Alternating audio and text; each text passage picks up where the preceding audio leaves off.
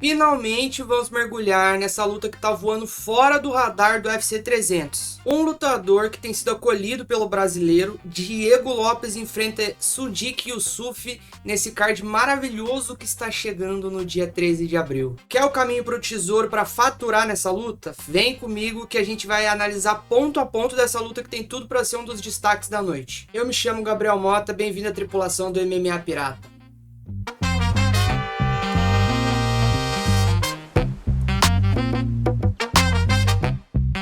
Antes da gente seguir viagem, eu preciso perguntar, você já se inscreveu? Você já deixou seu like? Ou você vem aqui só pegar o bilhete dourado e sai fora? Compartilha com a rapaziada da sua academia, com a galera que treina com você aí, e me responde uma pergunta que eu venho repetindo.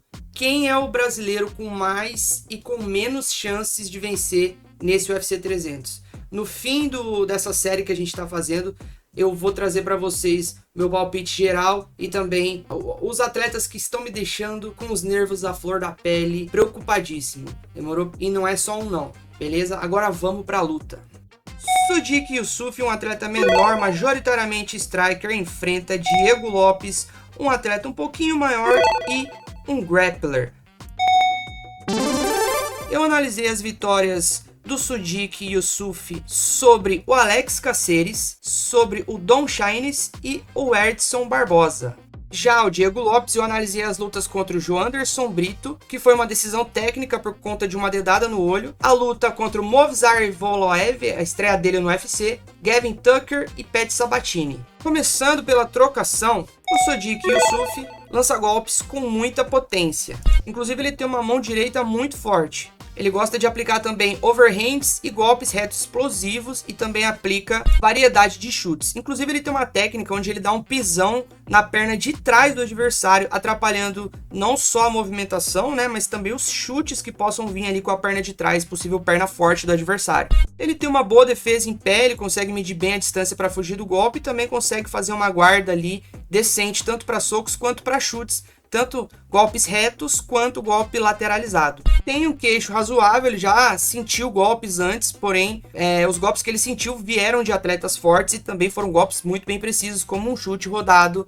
famosíssimo do Edson Barbosa. Ainda pensando na questão de golpear, ele tem um bom ground and pound, então eu acredito que mesmo quando ele tá saindo da guarda do adversário, ele volta bem, ele pega aqueles encontros onde o adversário tá levantando também, então ele aplica ali um bom jogo de golpes nessas horas. Já seus pontos fracos, o primeiro deles é que ele tem um boxe limitado. O que eu quero dizer com isso? Ele tem bons socos, porém ele não varia muito os ângulos e o volume também, ele não coloca muito volume, e aí a gente entra no segundo ponto. Golpes isolados, ele investe muito tempo e basicamente a estratégia dele em pé, principalmente quando o gás dele começa a cair, é apostar em golpes isolados. Isso, no caso dele, acaba piorando porque ele não dosa o gás, ele bota muita força nesses golpes isolados e tende a perder tanto volume quanto rendimento, quanto o reflexo ao longo dos rounds, e não demora muito para isso acontecer. Ele também tende a, às vezes, errar o time do chute ou a distância e acaba batendo com a coxa no adversário, o que deixa ele muito próximo para receber golpes retos.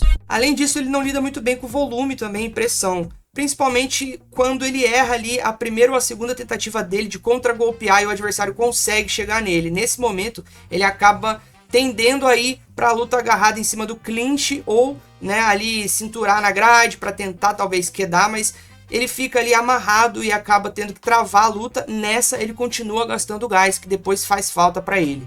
Já a trocação do Diego Lopes, o Diego Lopes imprime uma boa variedade de ângulos, ele aplica bons chutes frontais e combinados às vezes com joelhadas, e ele também aplica o boxe nesse momento, então ele joga uma perna e já tenta jogar um golpe. Isso também às vezes facilita, tanto para chamar o adversário para uma queda, quanto para ele clinchar e tentar uma queda ele mesmo. Teve uma certa evolução na movimentação e no volume de golpes, mas no geral o que eu quis dizer com volume e movimentação é, ele consegue circular bem entre o queijo, consegue ir para frente, voltar de maneira relativamente rápida, enquanto lança bastante golpe. Isso é bom mesmo que não tenha muita efetividade, porque deixa o atleta adversário preocupado o tempo tempo todo ali com a trocação e com a entrada de queda ou ali a aplicação de um jiu-jitsu. Por último, ele tem um bom queixo, eu não vi ele sendo assim fortemente abalado em nenhuma das lutas que eu analisei, apesar de que, se ele tem um bom queixo, a gente naturalmente tem que conversar sobre o ponto fraco disso, que é ele tem investidas perigosas que fazem com que muitas vezes ele receba golpes de encontro,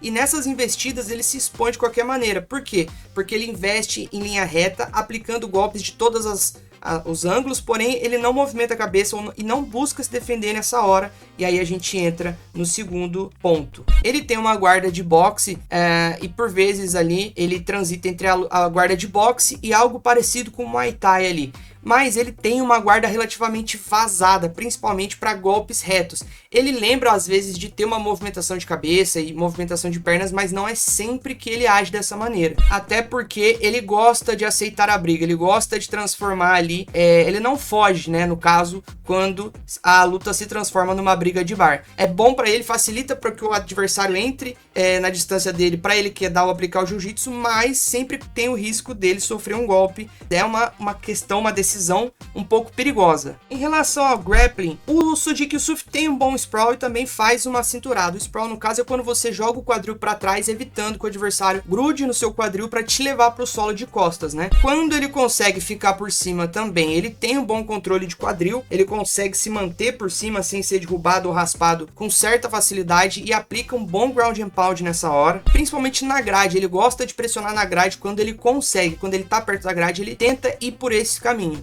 E quando ele é quedado, ele também sabe fazer ali boas raspagens, né, que é quando você consegue girar o seu adversário e fugir, faz boas fugas de quadril também, e ele também tem aquela característica de se arrastar para a grade para conseguir um apoio para sair da queda e levantar do solo. Mas como nem tudo é perfeito, né, ele tem brechas no jiu-jitsu, ele às vezes cede posições que contra finalizadores assim de alto escalão é muito perigoso, principalmente ceder as costas e guilhotinas, né? E ele perde muito tempo no clinch também, gastando muita força. Ele não tem aquele gás primoroso, então é complicado apostar nisso se você não tem ali o quesito técnico para dosar o seu próprio gás. E apesar dele ter boa técnica, ele tem uma defesa mediana. Por quê? Porque às vezes ele é um pouco lento, tem uma envergadura um pouco menor, parece que ele tem o braço ali forte, mas um pouco encurtado às vezes a questão da alavanca ali, e ele perde o tempo do sprawl, e nisso o adversário consegue pender ele ao solo. Já o Diego Lopes no chão é onde de fato ele brilha. Ele é um finalizador, ele pega finalização de diversos ângulos e ele é muito oportunista. Se ele entender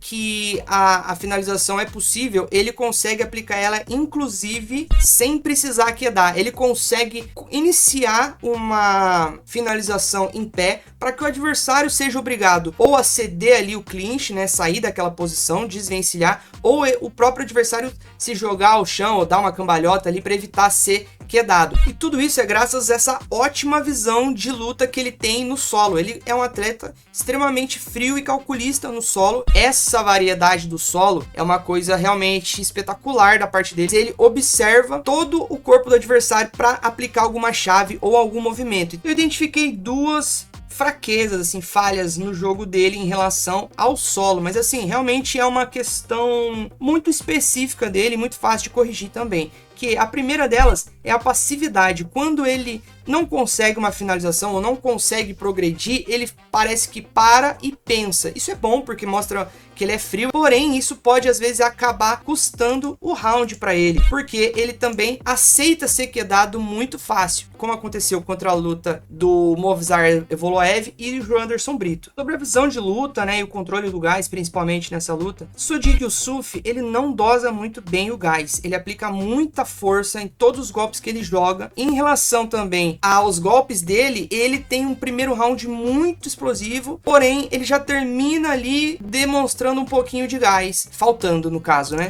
Além disso, ele cede muitas posições que não são assim boas. Ele parece que ele desiste no momento errado. Aí é quando ele desiste da posição, e nessas horas pode ser que tentando escapar ou algo assim, ele dê as costas ou dê uma perna, não que ele ele desista do jogo, né? Mas ele desiste de se defender para tentar voltar para a trocação. Esse tempo que ele gasta nas posições ou não dosando gás na trocação faz com que ele perca rendimento claramente, principalmente no fim do segundo round para o começo do segundo. Por fim, ele começa a não variar os níveis da luta. Se torna um lutador totalmente unidimensional, que fica ali dependendo de um ou dois golpes ou contragolpes. Já o Diego Lopes, ele tem um gás bem estável e também ele sempre visa a finalização. Nesse quesito, ele demonstrou uma ótima visão de jogo quando ele tá lutando no solo. Ele também troca muito bem em pé para clinchar, ou seja, ele não precisa aplicar firmemente o wrestling para levar a luta para o solo, isso é uma grande vantagem. Porém, como nem tudo são flores, por vezes ele fica muito passivo no solo, tentando visualizar aonde ele vai atacar. Às vezes não dá tempo, faz com que ele não tenha tempo hábil para virar uma luta. Por último, eu acredito que ele tenha também uma guarda um pouco vazada em pé, e isso não é uma atitude muito inteligente, você utilizar desse jogo de investida em linha reta, buscando a finalização, porém recebendo golpes de encontro nessa investida, né? Meu veredito, rapaziada, luta tensa.